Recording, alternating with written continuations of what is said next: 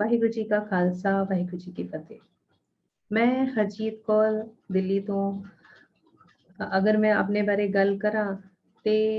ਗੁਰੂ ਸਾਹਿਬ ਨੇ ਬਹੁਤ ਕਿਰਪਾ ਕੀਤੀ, ਬਹੁਤ ਸੇਵਾਵਾਂ ਲਈਆਂ। ਸੰਗੀਤ ਦੇ ਵਿੱਚ ਮੈਨੂੰ ਮਹਾਰਾਜ ਨੇ ਸੇਵਾ ਬਖਸ਼ੀ, ਕੀਰਤਨ ਸਿਖਾਉਣ ਦੀ, ਹੋਰ ਬਹੁਤ ਸਾਰੇ ਚੈਨਲਸ ਤੇ ਹਾਈਲਾਈਟ ਹੋਈ। ਬਹੁਤ ਅਚੀਵਮੈਂਟਸ ਮਹਾਰਾਜ ਨੇ ਕਰਾਈਆਂ ਤੇ ਹਮੇਸ਼ਾ ਦਿਲ 'ਚ ਇੱਕ ਇੱਛਾ ਰਹਿੰਦੀ ਸੀ ਕਿ ਵੂਮਨ ਐਮਪਾਵਰਮੈਂਟ ਮੇਰਾ ਇੱਕ ਬਹੁਤ ਹੀ ਸਟਰੋਂਗ ਇਸ਼ੂ ਰਿਹਾ ਹੈ ਸ਼ੁਰੂ ਤੋਂ, ਕਿ ਸੋ ਕਿਉਂ ਮੰਦਾ ਆਖੀਏ ਜਿਤ ਜੰਮੇ ਰਾਜਾਨ। ਤੇ 500 ਸਾਲਾ ਜਦ ਗੁਰੂ ਨਾਨਕ ਦੇਵ ਜੀ ਦਾ ਗੁਰਪੁਰਬ ਆਇਆ ਸੀ, ਉਸ ਟਾਈਮ ਵੀ ਸਤਿਗੁਰਾਂ ਨੇ ਬਖਸ਼ਿਸ਼ ਕੀਤੀ ਤੇ ਮੈਂ 500 ਲੇਡੀਜ਼ ਨੂੰ ਲੀਡ ਕਰਕੇ ਸ਼ਬਦ ਗਾਇਨ ਕੀਤਾ ਸੀ ਦਿੱਲੀ ਦੇ ਗੁਰੂ ਗੋਬਿੰਦ ਸਿੰਘ ਕਾਲਜ ਵਿੱਚ। ਹੋਰ ਸੱਚੇ ਪਾਤਸ਼ਾਹ ਕਹਿੰਦੇ ਆ ਨਾ, ਜੈਸੇ ਮਤਲਬ ਜਿੱਦਾਂ ਅਸੀਂ ਅਗਰ ਜੈਸਾ ਸੋਚਦੇ ਹਾਂ ਸਾਨੂੰ ਮਹਾਰਾਜ ਉੱਦਾਂ ਦਾ ਜ਼ਰੂਰ ਸੇਵਾ ਬਖਸ਼ਦੇ ਹਨ। ਤੇ ਹੁਣ ਸਿੱਖ ਚੈਨਲ ਵੱਲੋਂ ਇੱਕ ਮੇਰੀ ਬੇਨਤੀ ਪ੍ਰਵਾਨ ਹੋਈ ਕਿ ਮੇਰੀ ਇੱਛਾ ਸੀ ਕਿ ਇਸ ਤਰ੍ਹਾਂ ਦਾ ਵਿਮਨ ਐਮਪਾਵਰਮੈਂਟ ਤੋਂ ਰਿਲੇਟਡ ਕੁਝ ਡਿਸਕਸ਼ਨਸ ਹੋਣੇ ਚਾਹੀਦੇ ਹੈ। ਕੁਝ ਐਸੀ ਭੈਣਾਂ ਨਾਲ ਮੇਰੀ ਬੱਚੀਆਂ ਨਾਲ, ਉਹਨਾਂ ਨਾਲ ਮੀਟਿੰਗਸ ਹੋਣੀ ਚਾਹੀਦੀ ਹੈ। ਉਹਨਾਂ ਨੂੰ ਪੂਰੇ ਸੰਸਾਰ ਦੇ ਸਨਮੁਖ ਲਿਆਉਣਾ ਚਾਹੀਦਾ ਹੈ, ਜੋ ਕਿ ਸਿੱਖੀ ਬਾਣੇ ਨੂੰ ਔਰ ਬਾਣੀ ਦੇ ਨਾਲ ਚਲਦੇ ਹੋਏ ਆਪਣੇ ਜੀਵਨ ਨੂੰ ਉਹਨਾਂ ਨੇ ਇੱਕ ਪਹਿਚਾਨ ਬਣਾਈ ਹੈ। ਲੇਕਿਨ ਹੁਣੇ ਵੀ ਕਈ ਲੋਕਾਂ ਨੂੰ ਉਹਨਾਂ ਬਾਰੇ ਨਹੀਂ ਪਤਾ, ਕਿਉਂਕਿ world is round I know, but still ਅਸੀਂ ਇੱਕ ਮੋਬਾਈਲ ਦੇ ਥਰੂ ਅੱਜ ਬਹੁਤ ਕੁਝ ਜਾਣ ਚੁੱਕੇ ਹਾਂ, ਬਹੁਤ ਲੋਕਾਂ ਤੱਕ ਪਹੁੰਚ ਵੀ ਜਾਂਦੇ ਹਾਂ। ਬਟ ਇੱਕ ਸਪੈਸ਼ਲ ਐਪੀਸੋਡ ਜੋ ਕਿ ਵੂਮਨ ਐਮਪਾਵਰਮੈਂਟ ਤੋਂ ਰਿਲੇਟਡ ਅਸੀਂ ਕ੍ਰੀਏਟ ਕਰ ਰਹੇ ਹਾਂ, ਜਿਸ ਦਾ ਟਾਈਟਲ ਹੈ ਕੌਰ ਟਾਕਸ ਅੰਡਰ ਸੋ ਕਿਉਂ ਮੰਦਾ ਆਖੀਏ ਜਿਤ ਜੰਮੇ ਰਾਜਾਨ, ਜੋ ਕਿ ਤੁਹਾਡੇ ਕੋਲ ਬਹੁਤ ਜਲਦੀ ਹੁਣ ਅਸੀਂ ਬਹੁਤ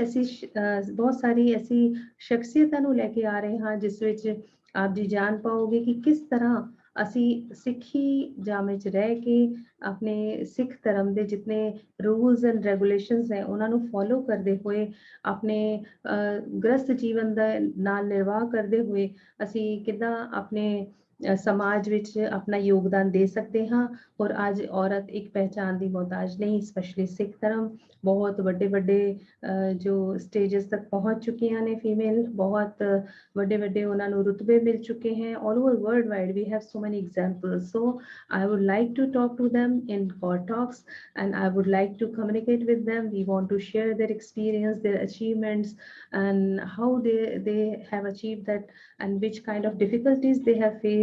ਸੋ ਇਦਾਂ ਦੇ ਬਹੁਤ ਸਾਰੀਆਂ ਚੀਜ਼ਾਂ ਅਸੀਂ ਕੋਰ ਟਾਕਸ ਵਿੱਚ ਲੈ ਕੇ ਆਉਣ ਵਾਲੇ ਹਾਂ ਤੇ ਆਪ ਸਭ ਦੀ ਅਸੀਸ ਚਾਹੀਦੀ ਹੈ ਸਾਨੂੰ। ਔਰ ਚਾਹਾਂਗੀ ਕਿ ਆਪ ਸਭ ਲੋਕ ਸਾਨੂੰ ਹੌਸਲਾ ਅਫਜ਼ਾਈ ਕਰੋ ਇਸ ਪ੍ਰੋਗਰਾਮ ਨੂੰ। ਜੋ ਆਪ ਜੀ ਦੇ ਮੇਰੇ ਵੱਲੋਂ ਅਗਰ ਕੁਝ ਗਲਤੀਆਂ ਹੋ ਰਹੀਆਂ ਹੋਣ ਜਾਂ ਸੁਧਾਰ ਚਾਹੁੰਦੇ ਹੋ, ਤੁਹਾਡੇ ਸੁਝਾਅ ਮੈਨੂੰ ਹਮੇਸ਼ਾ ਇੰਤਜ਼ਾਰ ਰਹੇਗਾ ਔਰ ਵੇਟ ਕਰਾਂਗੀ। ਔਰ ਅਗਰ ਤੁਸੀਂ ਚਾਹੁੰਦੇ ਹੋ ਕਿ ਤੁਸੀਂ ਵੀ ਕੁਝ ਐਸਾ ਕੀਤਾ ਹੈ and if you are Kaur and you are baptized, ਤੁਸੀਂ ਗੁਰੂ ਵਾਲੇ ਹੋ, ਤੁਸੀਂ ਚਾਹੁੰਦੇ ਹੋ ਕਿ ਤੁਸੀਂ ਵੀ ਆਪਣੇ ਵਿਚਾਰ ਇਸ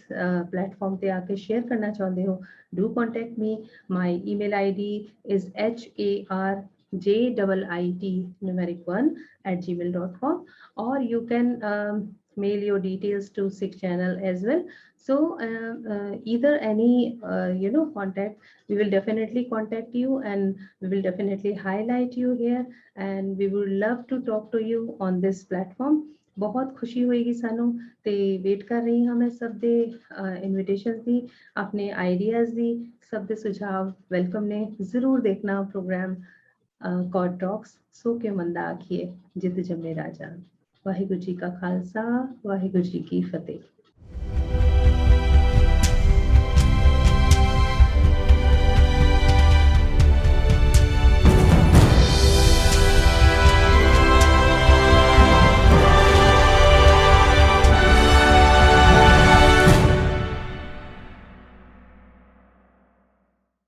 ਵਾਹਿਗੁਰੂ ਜੀ ਕਾ ਖਾਲਸਾ, ਵਾਹਿਗੁਰੂ ਜੀ ਕੀ ਫਤਿਹ।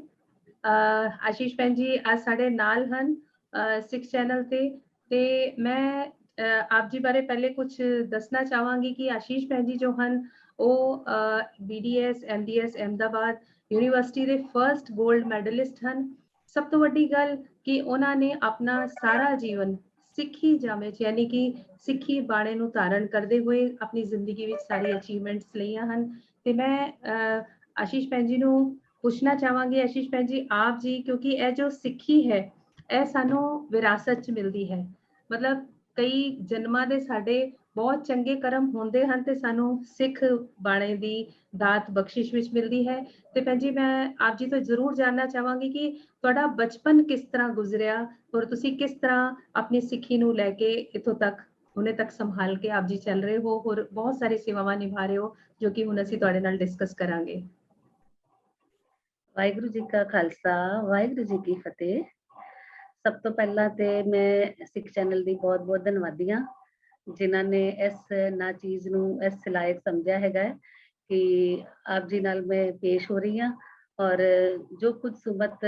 ਗੁਰੂ ਸਾਹਿਬ ਨੇ ਦਿੱਤੀ ਹੈ ਉਸ ਤਰ੍ਹਾਂ ਆਪ ਜੀ ਨਾਲ ਕੁਝ ਵਿਚਾਰ ਸਾਂਝੇ ਕਰਾਂਗੇ। ਸਭ ਤੋਂ ਪਹਿਲਾਂ ਬਹੁਤ-ਬਹੁਤ ਧੰਨਵਾਦ ਧੰਨ ਧੰਨ ਸ਼੍ਰੀ ਗੁਰੂ ਗ੍ਰੰਥ ਸਾਹਿਬ ਜੀ ਦਾ, ਜਿਨ੍ਹਾਂ ਤੇ ਸਦਕੇ ਮੈਂ ਮੰਨੀ ਆ ਕਿ ਵੀ ਮੈਨੂੰ ਜਨਮ ਸਿੱਖਾਂ ਦੇ ਘਰ ਮਿਲਿਆ। ਇਹ ਇੱਕ ਸਭ ਤੋਂ ਵੱਡੀ ਦਾਤ ਸੀ ਕਿ ਸਿੱਖਾਂ ਦੇ ਘਰ ਜਨਮ ਮਿਲਿਆ। ਤੇ ਸਭ ਤੋਂ ਪਹਿਲਾਂ ਧੰਨਵਾਦ ਗੁਰੂ ਗ੍ਰੰਥ ਸਾਹਿਬ ਜੀ ਦਾ। ਉਸ ਤੋਂ ਬਾਅਦ ਦਾ ਧੰਨਵਾਦ ਜੇ ਮੇਰੇ ਪੈਰੈਂਟਸ ਨੂੰ ਹੈਗਾ ਕਿ ਪੈਰੈਂਟਸ ਮੇਰੇ ਫਾਦਰ ਸਾਹਿਬ ਹੈਗੇ ਸੀ, ਉਹ ਪੂਰਾ ਟਾਈਮ ਗੁਜਰਾਤ ਇਲੈਕਟ੍ਰਿਸਿਟੀ ਬੋਰਡ 'ਚ ਉਹਨਾਂ ਨੇ ਜੌਬ ਕੀਤੀ ਸੀ। ਸੋ ਬੀਇੰਗ ਗੁਜਰਾਤ ਇਲੈਕਟ੍ਰਿਸਿਟੀ ਬੋਰਡ ਦਾ ਜੌਬ ਕਰਦੇ ਉਹਨਾਂ ਨੇ ਪੂਰੇ ਗੁਜਰਾਤ 'ਚ ਥਾਂ ਤੇ ਉਹਨਾਂ ਦੀ ਟ੍ਰਾਂਸਫਰ ਹੁੰਦੀ ਸੀ ਤੇ ਅਸੀਂ ਆਲਮੋਸਟ ਜਿੱਥੇ ਰਹੇ ਹਾਂ ਆਲਮੋਸਟ ਗੁਜਰਾਤੀਆਂ ਦੇ ਵਿੱਚ ਹੀ ਰਹੇ ਹਾਂ। ਤੇ in spite of being living within non Sikhs but still ਮੈਂ ਇੰਨਾ ਮਤਲਬ ਸ਼ੁਕਰਗੁਜ਼ਾਰ ਹਾਂ ਫਾਦਰ ਸਾਹਿਬ ਦੀ ਕਿ ਜਿਨ੍ਹਾਂ ਨੇ ਸਾਨੂੰ ਬਚਪਨ ਤੋਂ ਹੀ ਸਿੱਖੀ ਦੇ ਬੀਜ ਸਾਡੇ ਅੰਦਰ ਬੋਏ ਨੇ ਤੇ ਸਾਨੂੰ ਸਿੱਖੀਜ਼ਮ ਦੇ ਬਾਰੇ 'ਚ ਹਮੇਸ਼ਾ ਉਹ ਦੱਸਦੇ ਰਹੇ ਔਰ ਹਮੇਸ਼ਾ ਸਾਨੂੰ ਪ੍ਰੇਰਿਤ ਕਰਦੇ ਰਹੇ ਕਿ ਉਹਦੀ ਵੈਲਿਊ ਸਾਨੂੰ ਸਮਝਾਉਂਦੇ ਰਹੇ। ਤੇ ਅਸੀਂ ਗੁਜਰਾਤੀਆਂ ਦੇ ਵਿੱਚ ਰਹਿੰਦੇ ਹੋਏ ਵੀ ਫਾਦਰ ਸਾਹਿਬ ਨੇ ਮਦਰ ਨੇ ਹਮੇਸ਼ਾ ਹੀ ਇਸ ਤਰਫ ਤੋਰਿਆ। ਮੈਨੂੰ ਯਾਦ ਹੈ ਕਿ ਮੈਂ ਜਦ ਬਹੁਤ ਛੋਟੀ ਜਿਹੀ ਸੀ ਮੈਨੂੰ ਸਿਰਫ 5 ਸ਼ਬਦ ਆਉਂਦੇ ਸੀ। ਤੇ ਸਾਡੇ ਘਰੋਂ ਗੁਰਦੁਆਰਾ ਸਾਹਿਬ ਵਾਸ ਅਰਾਊਂਡ 20-25 ਕਿਲੋਮੀਟਰ ਦੂਰ ਹੁੰਦਾ ਸੀ ਔਰ ਸਿਰਫ ਸੰਡੇ ਨੂੰ ਦੀਵਾਨ ਲੱਗਦਾ ਹੁੰਦਾ ਸੀ। ਫਿਰ ਵੀ ਸਾਡੇ ਫਾਦਰ ਸਾਹਿਬ ਨੇ ਹਰ ਸੰਡੇ ਨੂੰ ਸਾਨੂੰ ਗੁਰਦੁਆਰੇ ਲੈ ਕੇ ਜਾਣਾ, ਸਭ ਬੱਚਿਆਂ ਨੂੰ, ਸਾਰੋ ਬ੍ਰਦਰ ਸਿਸਟਰਸ ਨੂੰ, ਸਾਰਿਆਂ ਨੂੰ।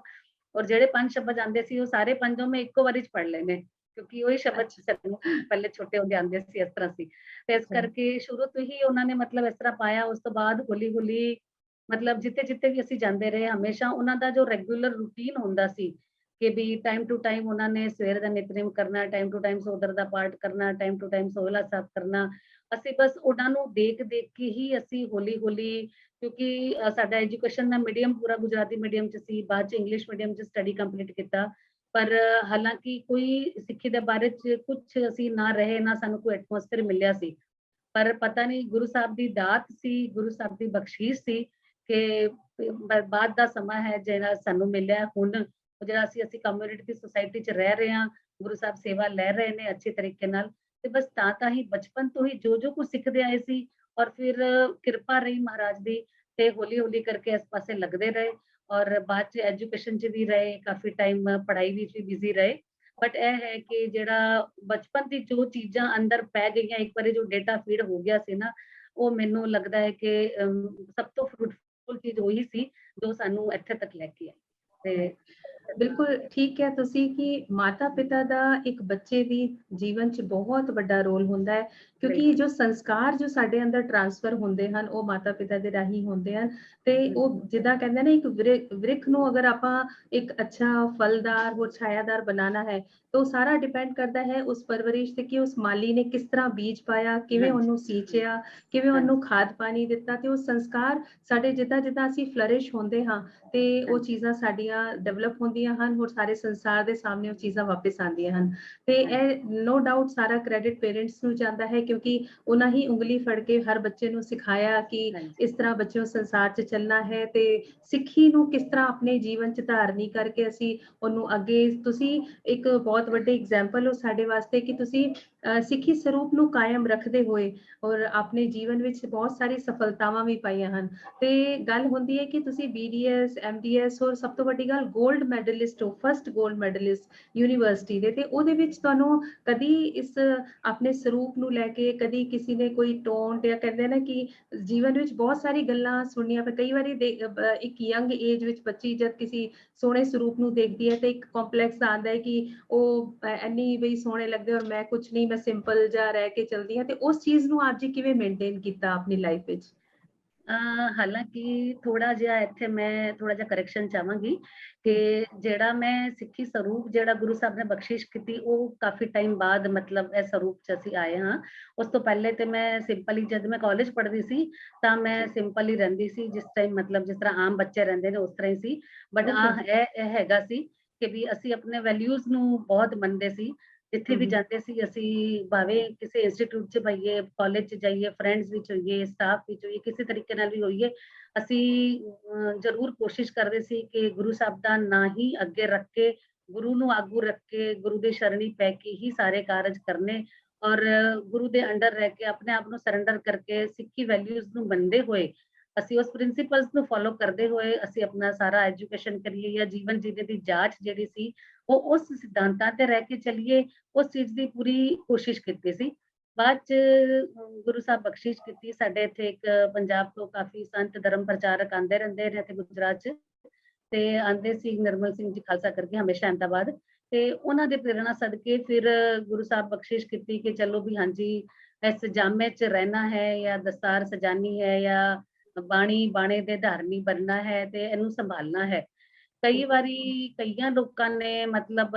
ਬੜੀ ਕੋਸ਼ਿਸ਼ ਕੀਤੀ ਸੀ ਕਿ ਵੀ ਨਹੀਂ ਇਹ ਸਭ ਚੀਜ਼ ਦੀ ਲੋੜ ਨਹੀਂ ਹੈਗੀ ਹੈ, ਫੇਕ ਹੁੰਦੇ ਨੇ ਇਹ ਉਹ, ਕਈਆਂ ਲੋਕਾਂ ਨੇ ਡਿਸਕਰੇਜ ਵੀ ਕੀਤਾ ਸੀ, ਡੀਮੋਟੀਵੇਟ ਵੀ ਕੀਤਾ ਸੀ ਇਸ ਤਰ੍ਹਾਂ। ਪਰ ਥੋੜੀ ਜੀ ਦੂਜੀ ਪ੍ਰੋਬਲਮ ਥੋੜੀ ਜੀ, ਜਿਸ ਵੇਲੇ ਅੰਮ੍ਰਿਤ ਛਕਣ ਦਾ ਵਾਸਤੇ ਜਾਣਾ ਸੀ ਜਾਂ ਫਿਰ ਜਿਸ ਵੇਲੇ ਜਾਮਾ ਲੈਣਾ ਸੀ ਉਸ ਵੇਲੇ ਕਦੇ ਕਦੇ ਮਤਲਬ ਮੂਰਖ ਬੰਦੇ ਸਮਝੋ ਤਾਂ ਥੋੜਾ ਬਹੁਤ ਇਹ ਵਾਲਾ ਦਿਮਾਗ ਚ ਆਇਆ ਸੀ ਕਿ ਕਿਉਂਕਿ ਅਸੀਂ ਗੁਜਰਾਤ ਚ ਰਹਿਣਾ ਹੈ, ਗੁਜਰਾਤੀਆਂ ਦੇ ਨਾਲ ਰਹਿਣਾ ਹੈ ਤੇ ਔਰ ਮੈਂ ਪ੍ਰੋਫੈਸ਼ਨਲ ਹੈਗੀ ਆ, ਮੈਨੂੰ ਆਪਣਾ ਕਲੀਨਿਕ ਚਲਾਉਣਾ ਹੁੰਦਾ ਸੀ। Then I was little worried ਕਿ ਭਈ ਗੁਜਰਾਤੀਜ਼ ਜਾਂ ਹੋਰ ਪੇਸ਼ੈਂਟਸ ਮੇਰੇ ਕੋਲ ਆਣਗੇ ਜਾਂ ਨਹੀਂ ਆਣਗੇ, ਮੈਨੂੰ ਇਸ ਰੂਪ ਚ ਐਕਸੈਪਟ ਕਰਨਗੇ ਜਾਂ ਨਹੀਂ ਕਰਨਗੇ ਇਸ ਤਰ੍ਹਾਂ। ਤੇ ਇਹ ਗੱਲ ਥੋੜਾ ਜਿਹਾ ਇੱਕ ਵਾਰੀ ਦਿੱਕਤ ਮੈਨੂੰ ਆਈ ਸੀ, ਸੋਚਣੇ ਮੈਂ ਮਜਬੂਰ ਹੋ ਗਈ ਸੀ ਕਿ ਭਈ ਮੈਂ ਸਿਰਫ ਅੰਮ੍ਰਿਤ ਲੈਣਾ ਹੈ ਜਾਂ ਫਿਰ ਮੈਂ ਸਿੱਖੀ ਸਰੂਪ ਹੀ ਪੂਰਾ ਧਾਰਨ ਕਰਨਾ ਇਸ ਕਰਕੇ। ਪਰ ਫਿਰ ਅੰਦਰੋਂ ਇੱਕ ਐਸੀ ਆਵਾਜ਼ आई कि मैं क्यों डर रही हूँ, मैं क्यों घबरा रही हूँ, जब रिजक देने वाला वही है, जे रिजक देने वाला वही है ਤੇ ਫਿਰ ਉਹਦੇ ਦਿੱਤੇ ਸਰੂਪ ਨੂੰ, ਜਿਹੜਾ ਸਰੂਪ ਮਹਾਰਾਜ ਨੂੰ ਪਸੰਦ ਹੈ ਉਹੀ ਸਰੂਪ ਚ ਆਪਾਂ ਰਹਿਣਾ ਹੈ ਤੇ ਉਹਦੀ ਬਖਸ਼ਿਸ਼ ਜ਼ਰੂਰ ਹੋਏਗੀ ਹੋਏਗੀ। ਔਰ ਮਹਾਰਾਜ ਨੇ ਆਪੇ ਹੀ ਸਾਰ ਕੀਤੀ, ਆਪੇ ਕਿਰਪਾ ਕੀਤੀ, ਫਿਰ ਉਸ ਸਰੂਪ ਵਿੱਚ ਹੀ ਰਹੇ ਤਾਂ ਦੇ ਹੀ ਫਿਰ ਚਾਹੇ ਮੈਂ ਕਲੀਨਿਕ ਚ ਜਾਂਦੀ ਸੀ, ਚਾਹੇ ਮੈਂ ਆਪਣੇ ਜੌਬ ਤੇ ਜਾਣਾ, ਚਾਹੇ ਮੈਂ ਕਿਧਰੇ ਸਮਾਜ ਚ ਕੋਈ ਫੰਕਸ਼ਨ ਚ ਜਾਣਾ, ਕਿਧਰੇ ਵੀ ਜਾਣਾ, ਬਸ ਉਸ ਤੋਂ ਬਾਅਦ ਕਿਰਪਾ ਰਹੀ ਕਿ ਫਿਰ ਅਸੀਂ ਇਸੇ ਸਰੂਪ ਚ ਰਹੇ ਕਿ ਵੀ। ਔਰ ਫਿਰ ਆਪਣੇ ਆਪ ਨੂੰ ਇਤਨਾ ਕੌਨਫੀਡੈਂਸ ਆ ਗਿਆ और आई कैन नॉट डिस्क्राइब। मैं कल शायद मतलब इतने सारे ऐसे वाक्य ऐसे बने मेरे नाल कि ਸਰੂਪ ਧਾਰਨ ਕਰਨ ਤੋਂ ਬਾਅਦ ਕਿਤਨੇ ਲੋਕੀ ਔਨ ਦਾ ਕੰਟਰੀ, ਜੋ ਮੇਰੇ ਦਿਮਾਗ 'ਚ ਡਰ ਸੀ ਕਿ ਮੈਨੂੰ ਲੋਕੀ ਐਕਸੈਪਟ ਕਰਨਗੇ ਕਿ ਨਹੀਂ ਕਰਨਗੇ, ਉਸ ਤੋਂ ਇਲਾਵਾ ਪੂਰੀ ਉਲਟੀ ਚੀਜ਼ ਹੋ ਗਈ, ਰਿਵਰਸ ਇਹ ਹੋ ਗਿਆ ਕਿ ਲੋਕੀ ਮੇਰੇ ਕੋਲ ਜ਼ਿਆਦਾ ਆਣ ਲੱਗੇ ਇਹ ਸੋਚ ਕੇ ਕਿ ਵੀ ਡਾਕਟਰ ਮੈਡਮ ਬਹੁਤ ਸਪਿਰਿਚੁਅਲ ਹੈ, ਬਿਲਕੁਲ ਸਪਿਰਿਚੁਅਲ ਲੇਡੀ ਹੈ, ਕਿਉਂਕਿ ਉਹ ਸਾਡੇ ਨਾਲ ਕੁਝ ਗਲਤ ਨਹੀਂ ਕਰਨਗੇ, ਕਿਉਂਕਿ ਉਹ ਰੱਬ 'ਚ ਮੰਨਣ ਵਾਲੇ ਲੇਡੀ ਨੇ, ਰੱਬ 'ਚ ਮੰਨਣ ਵਾਲੇ ਡਾਕਟਰ ਨੇ। ਕਈ ਵਾਰੀ ਕਈ ਡਾਕਟਰਸ ਦੇ ਬਾਰੇ ਵੀ ਕੁਝ ਤੇ ਕੁਝ ਗਲਤ ਧਾਰਨਾਵਾਂ ਲੋਕਾਂ ਦੇ ਦਿਮਾਗ 'ਚ ਹੁੰਦੀਆਂ ਨੇ, ਪਰ ਮੈਨੂੰ ਇਸ ਚੀਜ਼ ਦਾ ਬਹੁਤ ਬੈਨੀਫਿਟ ਰਿਹਾ ਕਿ ਵੀ ਗੁਰੂ ਸਾਹਿਬ ਦੀ ਬਹੁਤ ਕਿਰਪਾ ਰਹੀ ਕਿ ਇਹ ਸਰੂਪ ਕਰਕੇ ਹੀ ਜਿਹੜਾ ਹੈ ਨਾ ਉਹ ਰਿਜਕ ਵੀ ਬਹੁਤ ਅੱਛਾ ਚੱਲਦਾ ਰਿਹਾ, ਸੇਵਾ ਵੀ ਗੁਰੂ ਮਹਾਰਾਜ ਆਪ ਬਹੁਤ ਅੱਛੀ ਤਰ੍ਹਾਂ ਸਾਰੀ, ਚਾਹੇ ਕਲੀਨਿਕ ਦੀ ਸੇਵਾ ਹੁੰਦੀ ਸੀ, ਚਾਹੇ ਘਰ ਦੀ ਸੇਵਾ, ਚਾਹੇ ਸਮਾਜ ਦੀ ਸੇਵਾ, ਗੁਰੂ ਸਾਹਿਬ ਆਪ ਕਿਰਪਾ ਕਰਕੇ ਲੈਂਦੇ ਰਹੇ ਔਰ ਬਸ ਸਰੂਪ ਨੂੰ ਕਾਇਮ ਰੱਖਿਆ। ਅਸੀਂ ਮਤਲਬ ਮੈਂ ਜਿੰਨਾ ਸ਼ੁਕਰਗੁਜ਼ਾਰ ਕਰਾਂ ਉਹਨਾਂ ਮੈਂ ਘੱਟ ਹੈਗੀ ਆ ਕਿ ਵੀ ਉਹਨਾਂ ਦੇ ਸਦਕੇ ਹੀ ਅਸੀਂ ਇਹ ਮਤਲਬ कहते इन्हीं की कृपा से सजे हम है ਤੇ ਗੁਰੂ ਗੋਬਿੰਦ ਸਿੰਘ ਜੀ ਦੀ ਕਿਰਪਾ ਹੈ ਕਿ ਜਿਹੜੇ ਬਾਣੀ ਔਰ ਬਾਣੇ ਨੂੰ ਸੰਭਾਲ ਕੇ ਰੱਖਣ ਔਰ ਇਸੇ ਤਰ੍ਹਾਂ ਅਸੀਂ ਕਹਿੰਦੇ ਆ ਵੀ ਬਸ ਆਪਣੇ ਆਪ ਨੂੰ ਸੰਭਾਲੀ ਰੱਖੀ ਔਰ ਉਹਨਾਂ ਦੇ ਸਿਧਾਂਤਾਂ ਤੇ ਚੱਲਦੇ ਰਹੀਏ, ਇਹੀ ਖੁਆਇਸ਼ ਹੈ। ਉਹ ਕਹਿੰਦੇ ਹੈ ਨਾ ਖਾਲਸਾ ਮੇਰੋ ਰੂਪ ਹੈ ਖਾਸ ਖਾਲਸੇ ਮੈਂ ਹੋ ਕਰੋ ਨਿਵਾਸ, ਤੇ ਗੁਰੂ ਸਾਹਿਬ ਨੇ ਜਦ ਕਿਹਾ ਹੈ ਕਿ ਉਹ ਖਾਲਸੇ 'ਚ ਖੁਦ ਨਿਵਾਸ ਕਰਦੇ ਹਨ ਤੇ ਕਿਸੇ ਖਾਲਸੇ ਦੇ ਦਰਸ਼ਨ ਹੋ ਜਾਣਾ ਮਤਲਬ ਗੁਰੂ ਗੋਬਿੰਦ ਸਾਹਿਬ ਮਹਾਰਾਜ ਦੇ ਅਕਸੋਂ ਕਹਿੰਦੇ ਸੀ ਕਿ ਮੈਂ ਹੀ ਉਹਦੇ 'ਚ ਨਿਵਾਸ ਕਰਦਾ ਹਾਂ ਤੇ ਧੰਨ ਧੰਨ ਹੈ ਉਹ ਜੀਵਨ ਜਿੰਨੇ ਵੀ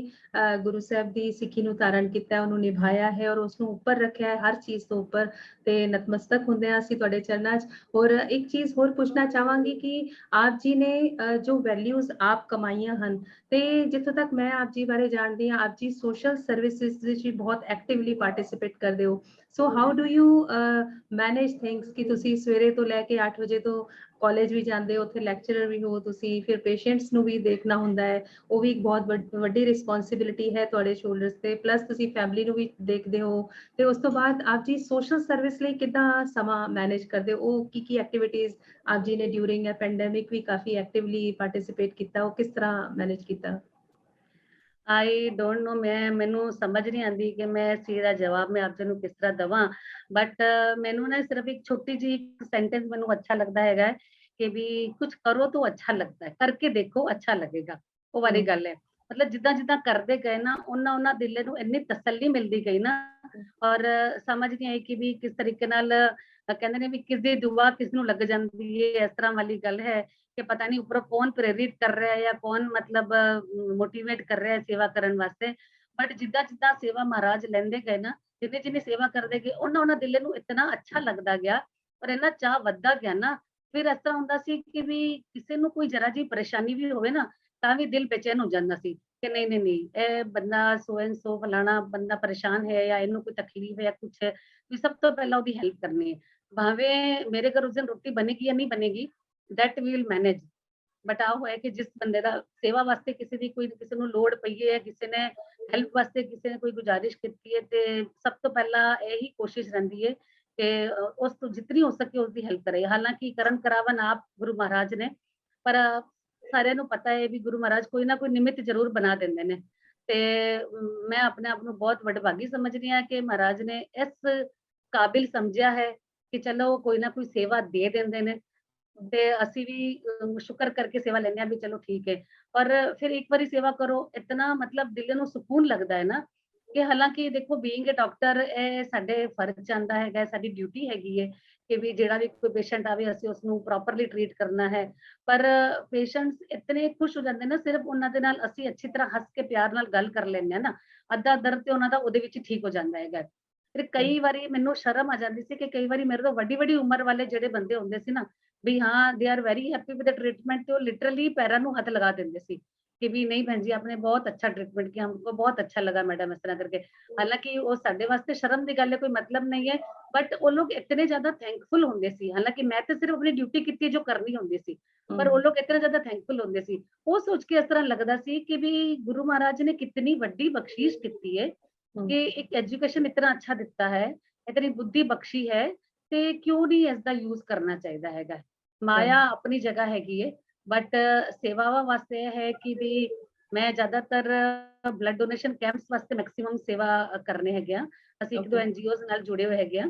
ਤੇ ਜਿਨ੍ਹਾਂ ਨੂੰ ਬਲੱਡ ਡੋਨੇਸ਼ਨ ਵਾਸਤੇ ਮਤਲਬ ਸਾਰਿਆਂ ਨੂੰ ਮੋਟੀਵੇਟ ਕਰਨੇ ਆ, ਸਮਝਾਉਂਦੇ ਆ ਕਿ ਬਲੱਡ ਡੋਨੇਸ਼ਨ ਕਰਨਾ ਗਲਤ ਨਹੀਂ, on the country Ki benefits ਹੁੰਦੇ ਨੇ। ਔਰ ਜਗ੍ਹਾ ਜਗ੍ਹਾ ਤੇ ਬਹੁਤ ਜਗ੍ਹਾ ਤੇ ਬਲੱਡ ਮਤਲਬ ਸਮਝੋ ਕਿ ਵੀ ਸਾਲ ਦੇ ਆਲਮੋਸਟ 6-7 ਡੋਨੇਸ਼ਨ ਕੈਂਪਸ ਲਗਾ ਦੇਦੇ ਨੇ। ਕਈ ਵਾਰੀ ਇਸ ਵੇਲੇ ਪਿੱਛੇ 350 ਸਾਲਾ ਗੁਰੂ ਨਾਨਕ ਦੇਵ ਸਾਹਿਬ ਜੀ ਦਾ ਪ੍ਰਕਾਸ਼ ਉਤਸਵ ਹੈਗਾ ਸੀ,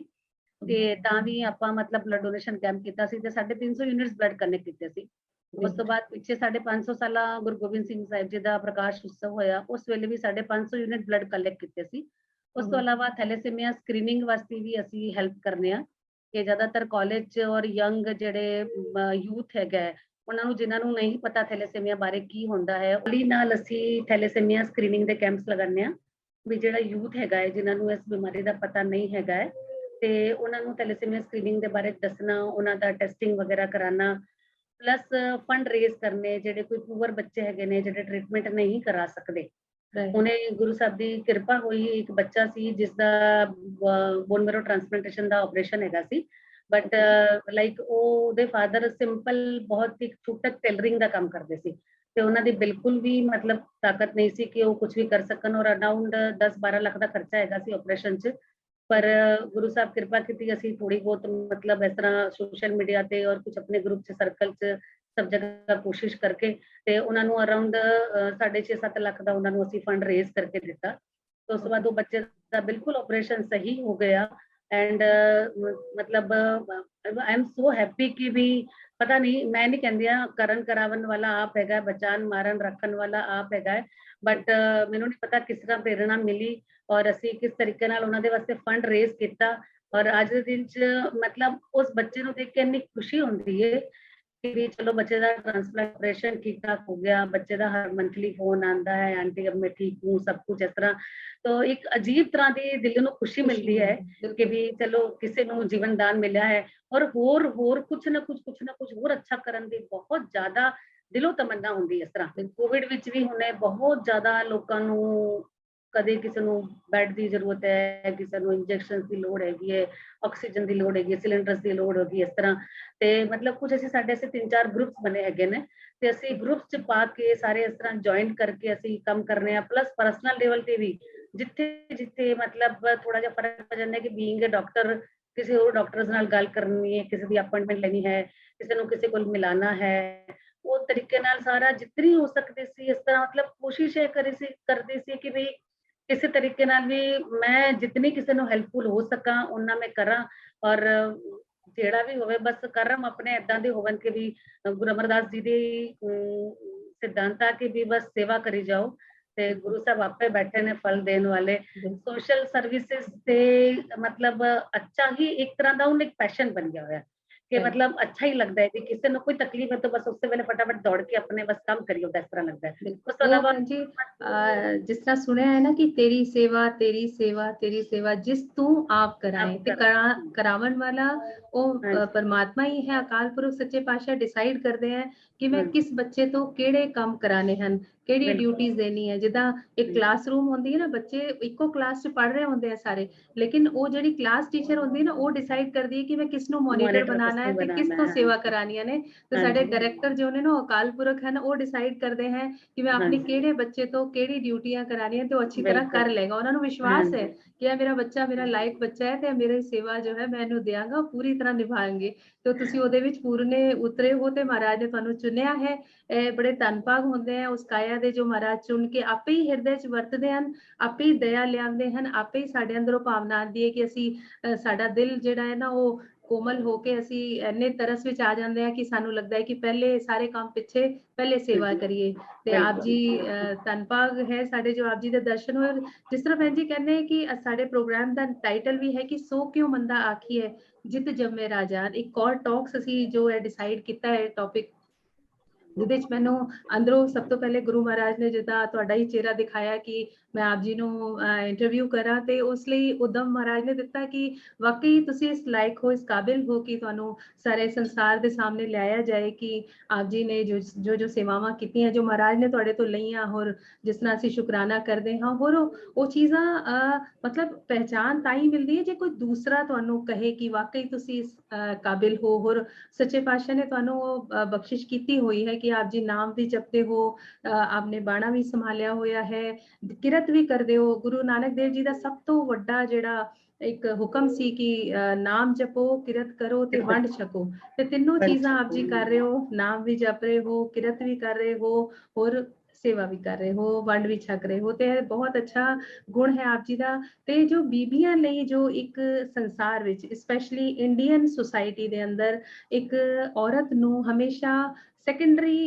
लेवल ते रखना जो कि समझते आ रहे हैं। और हर कोई जानता है कि लेडीज ने कित्थों दी एक सती प्रथा तो लैके साडा जो एक लेवल अप होया है कि जद पति मरदा सी ते औरत नू नाल ही ओनू साड़ दिता जांदा सी कि हुण तेरे जीवन दा कोई अर्थ नहीं है। ते उत्थों लैके एक यात्रा अज दी डेट विच एक अपनी पहचान बनानी एक औरत दे रूप विच होके ते ओदे च भी काफी स्ट्रगल सानू फेस करने पैंदे हन या फिर एक पहचान बनाने वास्ते सानू काफी अपने जीवन विच मुसीबतां होर अड़चना दा। ते उस लिए आप जी लेडीज नू की मैसेज देना चाहोगे कि असी किस तरह दा अपना इस तरह जीवन दा कोई एक जिवें कहंदे ना सूत्र होंदा है कोई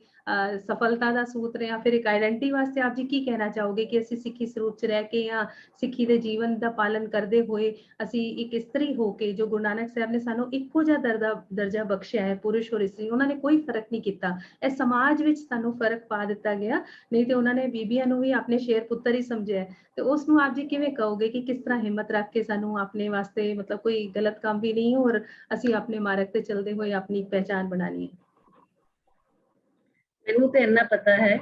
ਕਿ ਬਸ ਸਭ ਤੋਂ ਪਹਿਲਾਂ ਹੀ ਜਿੱਦਾਂ ਮੈਂ ਸਟਾਰਟਿੰਗ 'ਚ ਮੈਂ ਆਪ ਜੀ ਨੂੰ ਕਿਹਾ ਕਿ ਵੀ ਗੁਰੂ ਮਹਾਰਾਜ ਦਾ ਸਭ ਤੋਂ ਪਹਿਲਾਂ ਬਹੁਤ ਬਹੁਤ ਸ਼ੁਕਰਾਨਾ ਕਿ ਜਿਨ੍ਹਾਂ ਨੂੰ ਸਿੱਖਾਂ ਦੇ ਘਰ ਜਨਮ ਦਿੱਤਾ ਹੈਗਾ। ਤੇ ਬਾਅਦ ਫਿਰ ਸਿੱਖੀ ਅਸੂਲਾਂ 'ਚ ਸਭ ਕੁਛ ਗੁਰੂ ਮਹਾਰਾਜ ਨੇ ਗੁਰੂ ਗ੍ਰੰਥ ਸਾਹਿਬ ਦੇ ਬਾਣੀ 'ਚ ਇਹੀ ਕੁਝ ਲਿਖਿਆ ਹੈਗਾ ਜੋ ਆਪ ਜੀ ਨੇ ਦੱਸਿਆ ਹੀ ਹੈਗਾ ਹੈ ਕਿ ਸੋ ਕਿਉ ਮੰਦਾ ਆਖੀਏ ਜਿਤ ਜੰਮੇ ਬਿਲਕੁਲ ਰਾਜਨ। ਆਪਾਂ ਨੂੰ ਸਾਰੇ ਜਾਣਦੇ ਹੈਗੇ ਆ ਕਿ ਇੱਕ ਔਰਤ ਹੀ ਹੁੰਦੀ ਹੈ ਜਿਹੜੀ ਨਾ ਘਰ ਨੂੰ ਉਜਾੜ ਵੀ ਸਕਦੀ ਹੈ, ਘਰ ਨੂੰ ਸਵਰਗ ਵੀ ਬਣਾ ਸਕਦੀ ਹੈ। ਰਾਈਟ ਤੇ ਰਾਈਟ ਜਿਹੜੀਆਂ ਆਪਣੇ ਸਾਹਮਣੇ ਕਿੰਨੀਆਂ ਹੀ ਔਰਤਾਂ, ਮਾਈ ਭਾਗੋ ਜੀ ਹੋ ਗਈ, ਮਾਤਾ ਖੀਵੀ ਜੀ ਹੋ ਗਈ, ਮਾਤਾ ਗੁਜਰ ਕੌਰ ਜੀ ਹੋ ਗਏ, ਕਿੰਨੇ ਸਾਰੇ ਸਿੱਖੀ ਮਾਤਾਵਾਂ ਆਪਣੇ ਸਾਹਮਣੇ ਐਗਜ਼ਾਮਪਲ ਹੈਗੇ ਨੇ ਕਿ ਜਿਨ੍ਹਾਂ ਦੇ ਸਦਕੇ ਅੱਜ ਜਿਹੜੀ ਹੈ ਨਾ ਆਪਣੀ ਸਿੱਖੀ ਫੁੱਲ ਰਹੀ ਹੈਗੀ ਹੈ। ਰਾਈਟ ਤੇ ਆਪਾਂ ਨੂੰ ਉਹਨਾਂ ਦੇ ਐਗਜ਼ਾਮਪਲ ਅੱਗੇ ਰੱਖਦੇ ਹੋਏ, ਉਹਨਾਂ ਦੇ ਐਗਜ਼ਾਮਪਲ ਆਪਣੇ ਜੀਵਨ 'ਚ ਲਿਆਂਦੇ ਹੋਏ ਆਪਾਂ ਅਗਰ ਉਸ ਹਿਸਾਬ ਨਾਲ ਆਪਣਾ ਜੀਵਨ ਕਰਨੇ ਆ ਤੇ ਸਾਰਿਆਂ ਨੂੰ ਪਤਾ ਹੈ ਕਿ ਇਸਤਰੀਆਂ 'ਚ, ਔਰਤਾਂ 'ਚ ਬਹੁਤ ਜ਼ਿਆਦਾ ਪੋਟੈਂਸ਼ੀਅਲ ਹੁੰਦਾ ਹੈਗਾ, ਬਹੁਤ ਜ਼ਿਆਦਾ ਪੋਟੈਂਸ਼ੀਅਲ ਹੁੰਦਾ ਹੈਗਾ। ਉਹ ਪੋਟੈਂਸ਼ੀਅਲ ਨੂੰ ਬਿਲਕੁਲ ਦਬਾਉਣ ਦੀ ਲੋੜ ਨਹੀਂ ਹੁੰਦੀ ਹੈਗੀ ਹੈ, ਬਸ ਸਿਰਫ ਇੱਕ ਗੁਰੂ ਮਹਾਰਾਜ ਦਾ ਓਟ ਆਸਰਾ ਚਾਹੀਦਾ ਹੁੰਦਾ ਹੈ। ਗੁਰੂ ਮਹਾਰਾਜ ਦਾ ਓਟ ਆਸਰਾ ਰੱਖੋ, ਜਿਹੜੀ ਔਰਤ ਤੇ ਘਰ ਦਾ ਸਭ ਕੁਝ ਕੰਮ ਕਰ ਸਕਦੀ ਹੈ ਤੇ ਬਾਹਰ ਦਾ ਕਿਉਂ ਨਹੀਂ ਕਰ ਸਕਦੀ ਹੈ। ਆਪਾਂ ਨੂੰ ਗੁਰੂ ਸਾਹਿਬ ਨੇ ਕਿਹਾ ਜਿਹੜੇ ਚਾਂਦ, ਸੂਰਜ, ਸਿਤਾਰੇ, ਜੋ ਕੁਝ ਸੌਰਯ ਮੰਡਲ, ਜੋ ਕੁਝ ਹੈਗਾ ਹੈ ਨਾ, they are equal for man and woman. ਉਹ ਇਸ ਤਰ੍ਹਾਂ ਵੱਖਰੇ ਨਹੀਂ ਹੈਗੇ ਕਿ ਉਹ ਮੇਲ ਵਾਸਤੇ ਵੱਖਰੇ ਨੇ, ਫੀਮੇਲ ਵਾਸਤੇ ਵੱਖਰੇ ਹੈਗੇ ਨੇ। ਉਹ ਸਾਰਾ ਕੁਝ ਸਭ ਵਾਸਤੇ ਇੱਕੋ ਜਿਹਾ ਹੀ ਹੈਗਾ ਹੈ। ਤੇ ਜਦ ਜਿਨ੍ਹਾਂ ਨੇ ਚਾਂਦ ਸੂਰਜ ਬਣਾਏ ਨੇ, ਉਹ ਜੋ ਅਕਾਲ ਪੁਰਖ ਪਰਮਾਤਮਾ, ਜੋ ਮਹਾਨ ਸ਼ਕਤੀ ਹੈਗੀ ਹੈ, ਉਹ ਵੀ ਸਾਰਿਆਂ ਵਾਸਤੇ ਇੱਕੋ ਜਿਹੀ ਹੈਗੀ ਹੈ। ਤੇ ਆਪਾਂ ਨੂੰ ਬਿਲਕੁਲ ਅਲੱਗ ਨਹੀਂ ਸਮਝਣਾ ਚਾਹੀਦਾ ਹੈ ਕਿ ਵੀ ਇਹ ਚੀਜ਼ ਜੈਂਟਸ ਕਰ ਸਕਦੇ ਨੇ, ਇਹ ਚੀਜ਼ ਲੇਡੀਜ਼ ਨਹੀਂ ਕਰ ਸਕਦੀ ਹੈ ਜਾਂ ਇਸਤਰੀਆਂ ਨਹੀਂ ਕਰ ਸਕਦੀ ਹੈ। ਇਹ ਬਿਲਕੁਲ ਗਲਤ ਗੱਲ ਹੈਗੀ ਹੈ। ਬਸ ਸਿਰਫ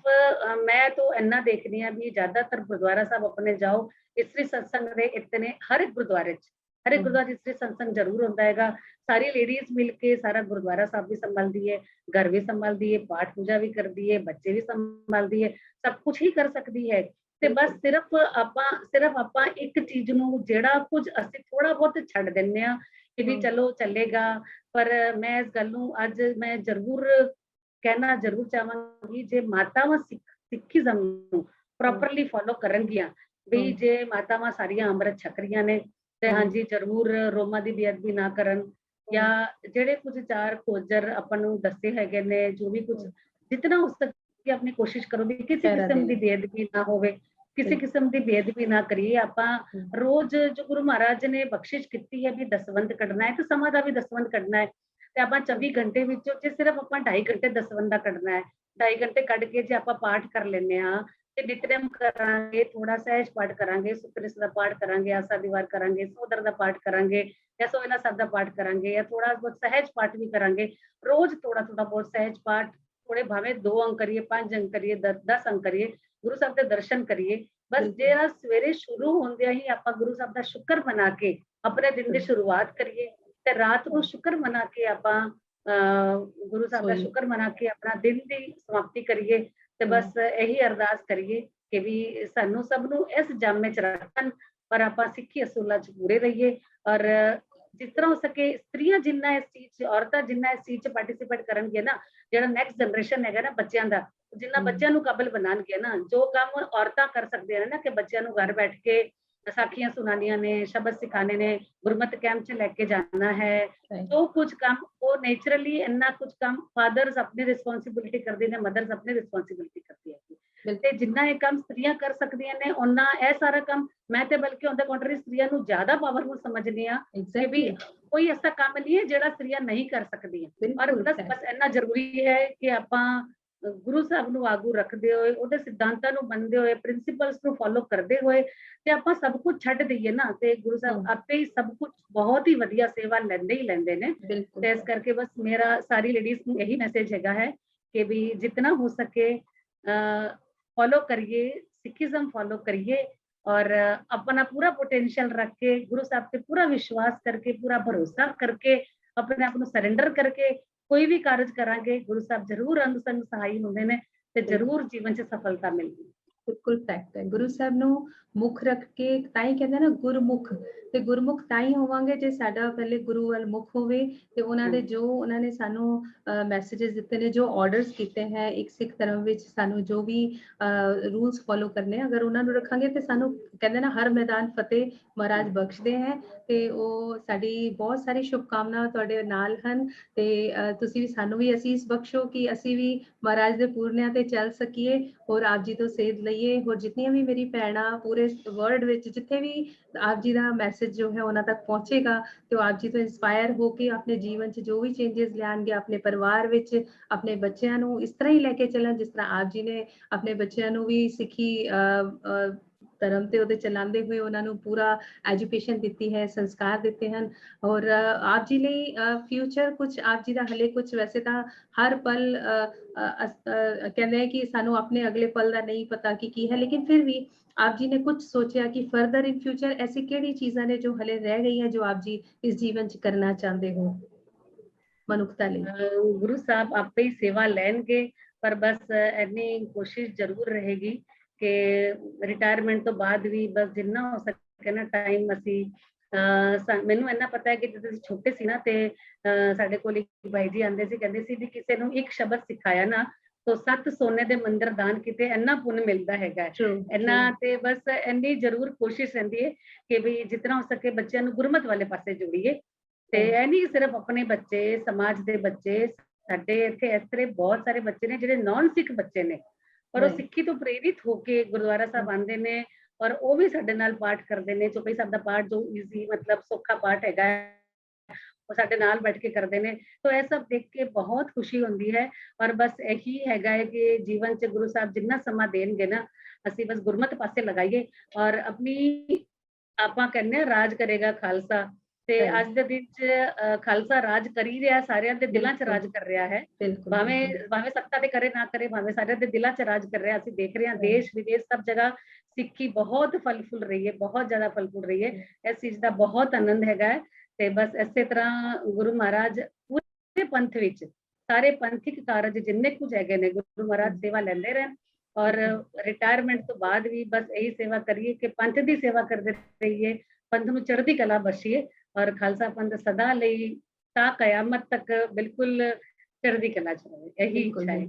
ਬਹੁਤ ਬਹੁਤ ਅੱਛਾ ਲੱਗਿਆ ਆਪ ਜੀ ਨਾਲ ਅੱਜ ਸਮਾਂ ਜੋ ਬੀਤਿਆ ਮਹਾਰਾਜ ਨੇ ਬਖਸ਼ਿਆ। ਸੱਚੇ ਪਾਤਸ਼ਾਹ ਦਾ ਲੱਖ ਲੱਖ ਸ਼ੁਕਰਾਨਾ ਕਿ ਆਪ ਜੀ ਜਿਸ ਤਰ੍ਹਾਂ ਦੇ ਆਪ ਜੀ ਪਰਸਨੈਲਿਟੀ ਹੋ, ਇੱਕ ਸਿੱਖ ਸਰੂਪ ਖਾਲਸਾ ਸਰੂਪ ਜੋ ਦਰਸ਼ਨ ਹੋਏ, ਤੁਹਾਡੇ ਨਾਲ ਜੋ ਵਾਰਤਾਲਾਪ ਹੋਈ, ਬਹੁਤ ਬਹੁਤ ਧੰਨਵਾਦ। ਤੁਸੀਂ ਇੰਨਾ ਕੀਮਤੀ ਸਮਾਂ ਕੱਢਿਆ। ਮਹਾਰਾਜ ਤੁਹਾਨੂੰ ਹੋਰ ਚੜ੍ਹਦੀ ਕਲਾ ਬਖਸ਼ਣ, ਆਪ ਜੀ ਤਏ ਜੀਵਨ ਆਪਣੀ ਸੇਵਾ ਸਿਮਰਨ ਚ ਲਗਾ ਸਕੋ। ਇਹੀ ਸਾਡੀ ਅਸੀਸਾਂ ਨੇ ਤੁਹਾਡੇ ਲਈ। ਸਾਨੂੰ ਅਸੀਸ ਬਖਸ਼ੋ ਜੀ। ਵਾਹਿਗੁਰੂ ਜੀ ਕਾ ਖਾਲਸਾ। ਬਹੁਤ ਬਹੁਤ ਧੰਨਵਾਦ ਜੀ। ਆਪ ਜੀ ਨੇ ਮੂਰਖ ਨੂੰ ਇਸ ਲਾਇਕ ਸਮਝਿਆ ਹੈਗਾ। ਕੋਈ ਵੀ ਸੇਵਾ ਹੋਏਗੀ ਅੱਗੋਂ ਗੁਰੂ ਮਹਾਰਾਜ ਆਪੇ ਆਪ ਜੀ ਦਾ ਦਰਸ਼ਨ ਜ਼ਰੂਰ ਕਰਾਂਗੇ। ਗੁਰੂ ਮਹਾਰਾਜ ਦਾ ਹੀ, ਉਹਨਾਂ ਦਾ ਹੀ ਉਪਰਾਲਾ ਹੈ ਸਾਡੇ ਤੇ ਵੀ, ਤੁਹਾਡੇ ਤੇ ਵੀ ਉਹਨਾਂ ਦੀ ਬਖਸ਼ਿਸ਼ ਹੈ ਕਿ ਅਸੀਂ ਅੱਜ ਇਸ ਤਰ੍ਹਾਂ ਚਰਚਾ ਕਰ ਪਾ ਰਹੇ ਹਾਂ ਜੀ। ਬਹੁਤ ਬਹੁਤ ਧੰਨਵਾਦ ਜੀ। ਵਾਹਿਗੁਰੂ ਜੀ ਕਾ ਖਾਲਸਾ, ਵਾਹਿਗੁਰੂ ਜੀ ਕੀ ਫਤਿਹ ਜੀ।